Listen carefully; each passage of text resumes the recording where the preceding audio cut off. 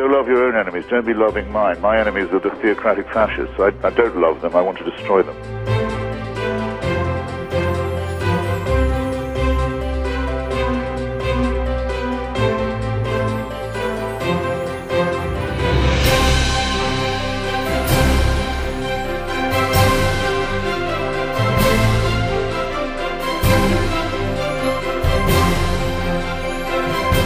Child made in the image of God. Oh no, you're not.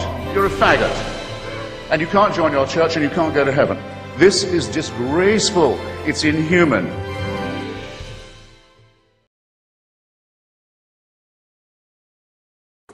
Because the perceptions of Islam and the true values are so different. There's an enormous gap. Before I became Muslim, I had the same perceptions as everybody else. However, when I looked beyond the headlines and, and the prejudices, I found a religion that makes sense, that is beautiful. Quran 4:11. The male shall have the equal of the portion of 2 females. Concerning inheritance. Bukhari 62:58. A woman presents herself in marriage to Muhammad, but he does not find her attractive, so he donates her on the spot to another man. Well, that contains, the same ethical values as Christianity or Judaism. Did you know, for example, that Jesus is a prophet of Islam? So is Moses and Abraham. There's a whole chapter on Mary in the Quran. Prophet Muhammad was a women's rights champion. Bukhari 62:81. The prophet said, the stipulations most entitled to be abided by are those with which you are given the right to enjoy the woman's private parts, i.e., the stipulations of the marriage contract. In other words, the most important thing a woman brings to marriage is between her legs. Bukhari. We're not talking about the Quran now. Bukhari, probably pronouncing it wrong, 6301. Apparently Muhammad said, is not the evidence of 2 women equal to the witness of 1 man? They replied in the affirmative. He said, this is the deficiency in her intelligence. Muhammad said this. Ishaq 593. As for Ali, he said, women are plentiful, and you can easily change one for another. Parentheses. Ali was raised as a son by Muhammad. He was also the 4th caliph. This comment was made in Muhammad's presence without a word of rebuke from him. A social reformer, an environmentalist. We don't know all of this. Absolutely. You're looking puzzled. We don't know this. This is just not known. I think the true values of Islam are the best hidden secret, and it's time we pull the veil on it and come out and show the positive values. When I tell any of these things that I've just mentioned to my producer on television, you know what he says? My God, Islam needs PR. Tabari, Volume 9, number 1754. Treat women well, for they are like domestic animals with you and do not possess anything for themselves. From Muhammad's farewell sermon. Ishaq 969. Men were to lay injunctions on women lightly, for they were prisoners of men and had no control over their persons. Parentheses. This same text also justifies beating women for flirting. Bukhari 6:301. Muhammad said, isn't it true that a woman can neither pray nor fast during her menses? The women replied in the affirmative. He said, this is the deficiency in her religion. Allah has made women deficient in the practice of their religion as well by giving them menstrual cycles. Quran 2:28. And the men are a degree above them, parentheses, women. Quran 24:31. Women are to lower their gaze around men, so they do not look them in the eye. Parentheses, to be fair, men are told to do the same thing in the prior verse. Quran 5:6. And if ye are unclean, purify yourselves, and if ye are sick or on a journey, or one of you cometh from the closet, or ye have had contact with women, and ye find not water, then go to clean high ground, and rub your faces and your hands with some of it. Parentheses, men are to rub dirt on their hands if there is no water to purify them, following casual contact with a woman, such as shaking hands. Abu Dawud 21:55. Women are compared to slaves and camels with regard to the evil in them. Probably going to say this wrong. Al-Tirmidhi 3272, and that's spelled Tirmidhi. When Allah's messenger was asked which woman was best, he replied, the one who pleases her husband when he looks at her, obeys him when he gives a command, and does not go against his wishes regarding her person or property by doing anything of which he disapproves. Mary in the Quran. Prophet Muhammad was a women's rights champion, a social reformer, an environmental. Quran 53:27. Those who believe not in the hereafter name the angels with female names. Parentheses, angels are sublime beings and would therefore be male.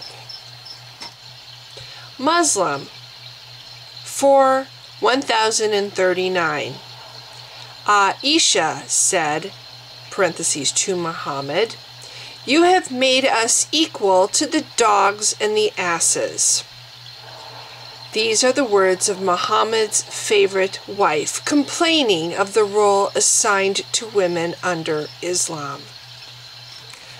The move to paint Islam as a pioneering force in women's rights is a recent one, corresponding with the efforts of Muslim apologists, parentheses, not otherwise known for their feminist concerns, and some Western academics prone to interpreting history according to preferred conclusions. In truth, the Islamic religious community has never exhibited an interest in expanding opportunities for women beyond the family role. The fourth caliph, who was Muhammad's son-in-law and cousin, said just a few years after the Prophet's death that the entire woman is an evil, and what is worse is that it is a necessary evil. A traditional Islamic saying is that a woman's heaven is beneath her husband's feet. One of the world's most respected Quran commentaries explains that women are like cows, horses, and camels, for all are ridden. Tafsir al-Qurtubi, spelled Tafsir-al-Qurtubi. The revered Islamic scholar al-Ghazali, who has been called the greatest Muslim after Muhammad, writes that the role of a Muslim woman is to stay at home and get on with her sewing. She should not go out often. She must not be well informed, nor must she be communicative with her neighbors, and only visit them when absolutely necessary. She should take care of her husband and seek to satisfy him in everything. Her sole worry should be her virtue. She should be clean and ready to satisfy her husband's sexual needs at any moment. Ibn Warwick. A Yemeni cleric recently explained in a television broadcast what makes women inferior and unable, say, to serve as good witnesses. Women are subject to menstruation when their endurance and mental capacity for concentration are diminished.